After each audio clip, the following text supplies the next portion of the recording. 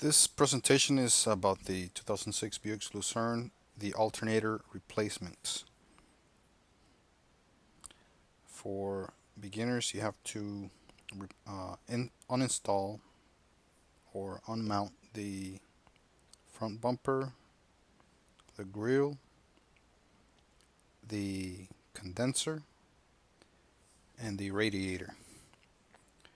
And as you can see here, I'm showing just the front bumper, which would have been here, already removed. These 4 bolts on each side need to be removed. There's a few covers, plastic covers on top that need to be removed. So there's a few fasteners that are plastic that need to be taken off. You do not have to remove both headlights. If you want a little more light and ease, visibility is helpful if you do remove both headlights, especially the passenger side headlight. This one right here, you want to remove that one so you can have more access to the alternator once you get it to where you can remove it. You have to take out some fasteners on the wheel well to remove the bumper cover right here. Those are all plastic pull out fasteners. And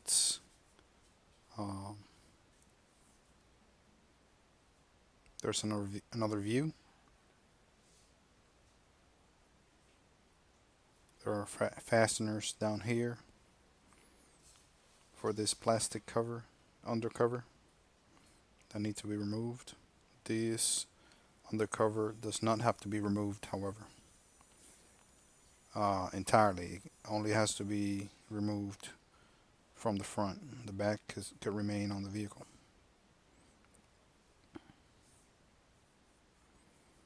This is a view of the right side of the headlight assembly removed. It's a bolt right here.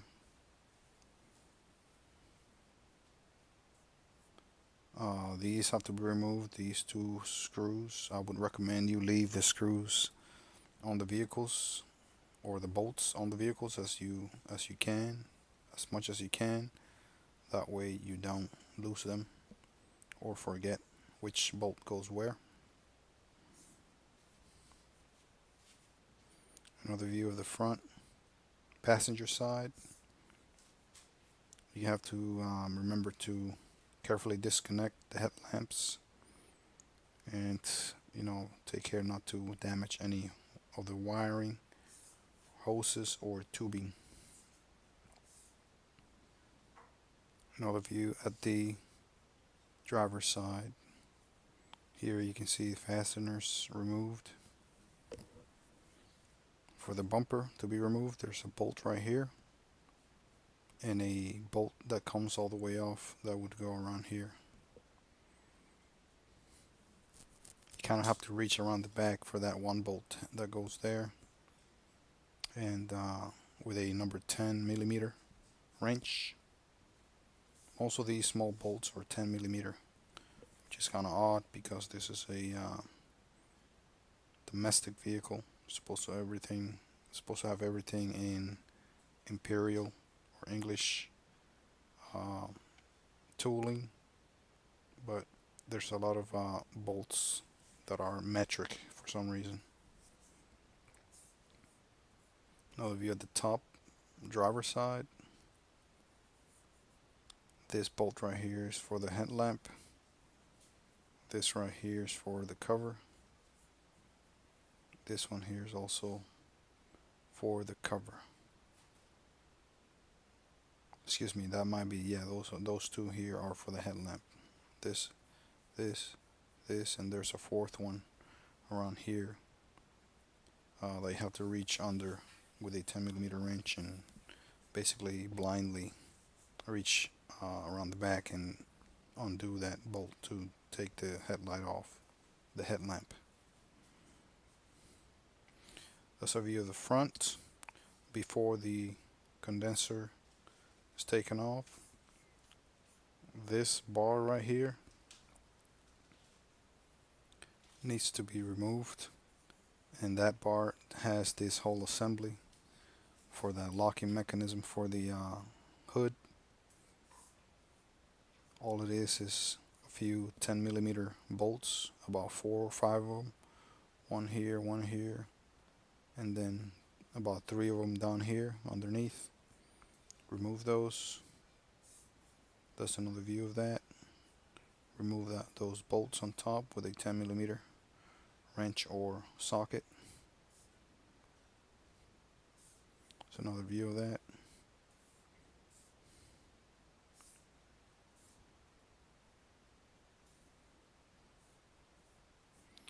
Another view of those 2 bolts holding that bar assembly.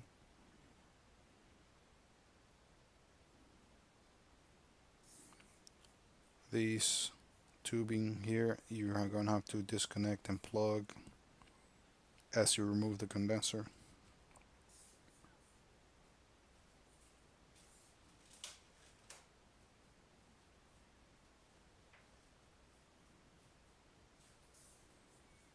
Okay, this is with the condenser removal.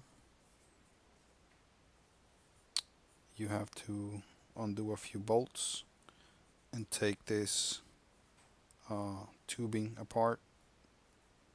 Take the bolt out and the nut out from the bottom. Top bolt and the nut in the bottom. Then that bolt, then the bottom comes out, and these 2 tubes separate.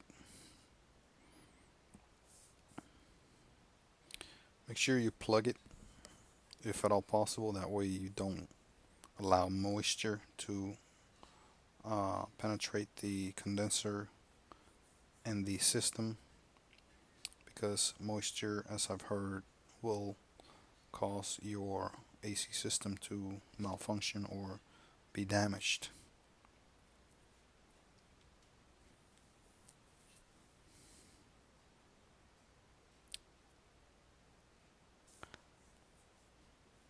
You have to take these brackets off to remove the condenser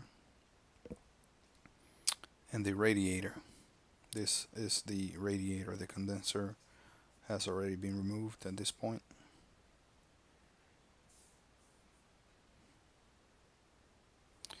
Again, this bracket right here needs to be removed. This hose needs to be removed. This hose clamp needs to be pinched and removed. This is another view of those condenser lines or tubing already removed. You can see the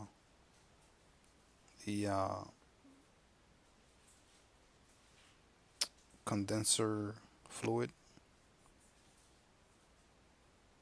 or the dye that they put in the system when they pressurize it. Some kind of oil and dye with it. That way you can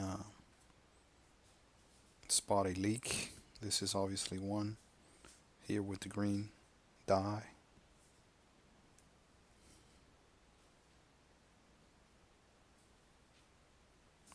These bolts right here have to be removed. I put them back on, but they were removed to remove the condenser. That's another view of the radiator right before it's removed.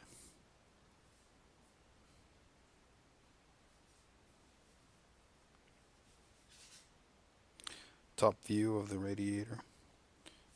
It could come out with the fan assembly from the right side. You can have the left side or the driver's side, it can remain connected and you can access the radiator. So that's showing the driver's side of the radiator, left side, from a top view. You don't have to disconnect the fans or the hose on the driver's side. This hose right here could remain on the radiator, and you could just be pushed to the side. The radiator could be just pushed to the side, and it shows it here. This is the top view of the passenger side. Here you remove the radiator from this bracket right here where it sits on the middle. This goes here. The hose has been removed right here. This hose, and you can push it this way, out of the way. Once you push the radiator here out of the way, these are the two tubing that were removed. And as you can see here in the center of the screen, the the alternator is already visible. You may have to just push a few of the hoses and cables out of the way so you can access the alternator.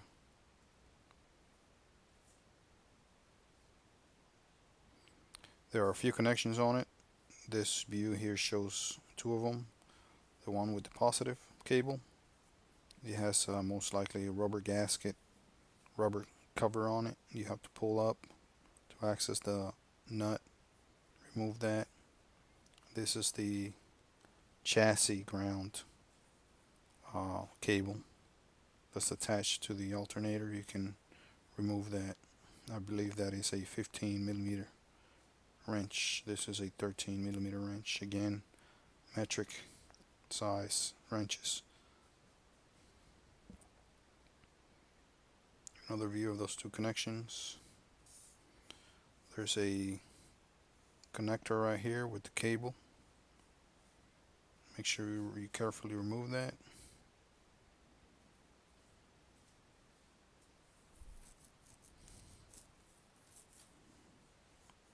Right here there's a bolt that attaches the alternator to the engine frame.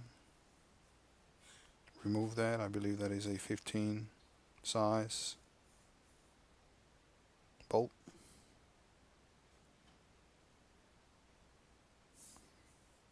The bolt again is that right down here.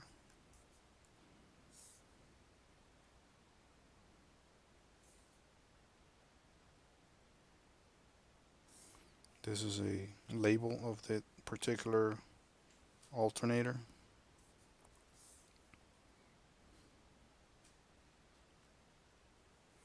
Another view of another bolt that needs to come off, this bolt right here. It attaches the alternator to the top of the alternator to the engine. Make sure you remove that bolt. The bottom bolt has a nut. This one is just a bolt that threads right to the frame.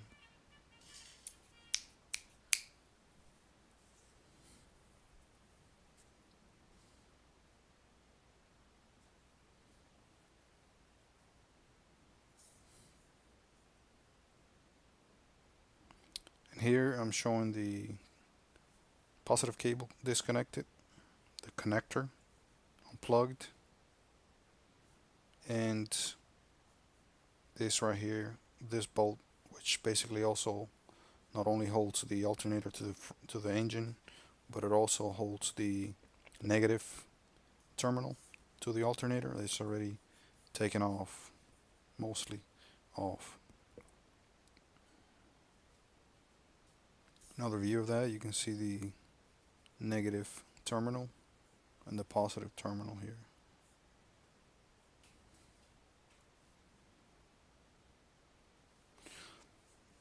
To remove the alternator, you have to get a half inch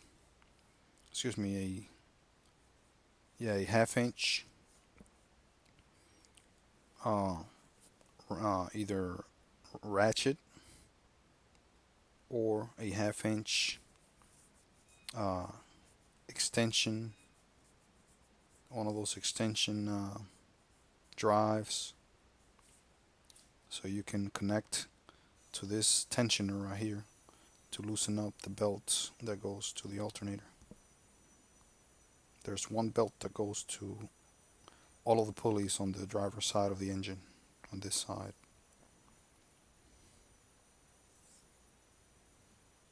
So another view of that. This is the tensioner right here. There's a a half-inch drive insert that you can use this wrench or shaft that you can turn it with. You turn it towards the front of the vehicle to loosen up, and it is spring loaded. It's another view of that, and you can see the belts here. Another view of the tensioner.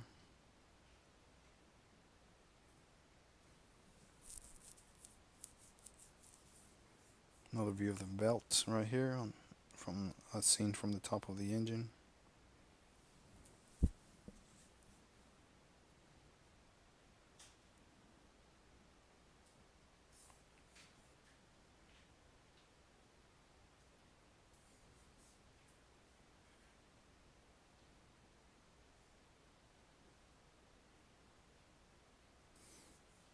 And right here I have already removed that belt from the alternator. Now the alternator is free to come out. You may have to work it out, pry it out somewhat.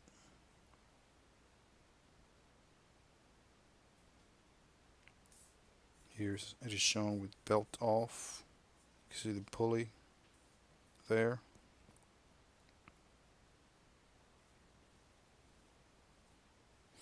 I would recommend, if that belt is at all damaged or old or brittle or in any way needing to be changed, to just go ahead and change it when you're doing this. That way that is out of the way and done.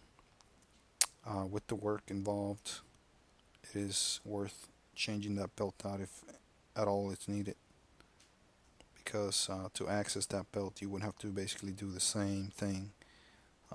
If it ever needed to be changed again, you would have to remove the front bumper, all those covers, and the condenser, and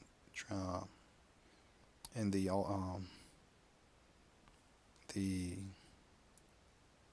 front part there for the water and all of that, the radiator.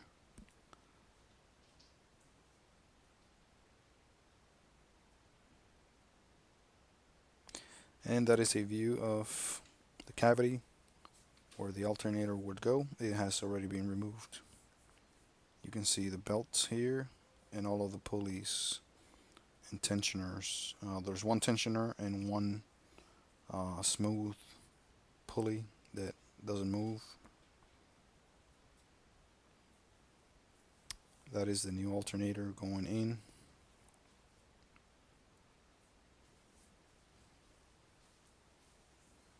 Bottom view of it.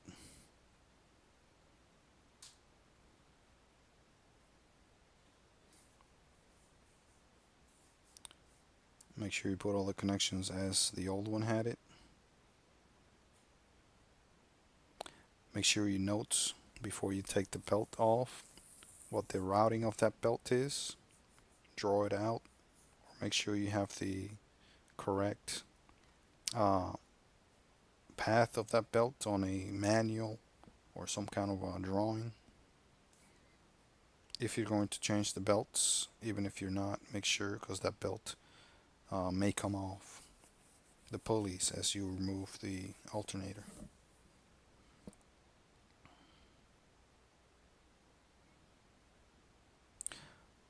There's that old belt coming off. I did replace that belt for this particular case vehicle.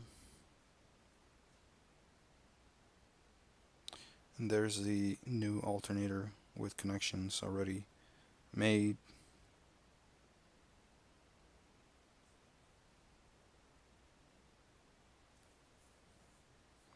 Again, positive terminal, negative terminal, bolt here, and there's a bolt and nut that go on the bottom. Make sure that the power connection, the electrical connection, goes on the bottom, and it's secure.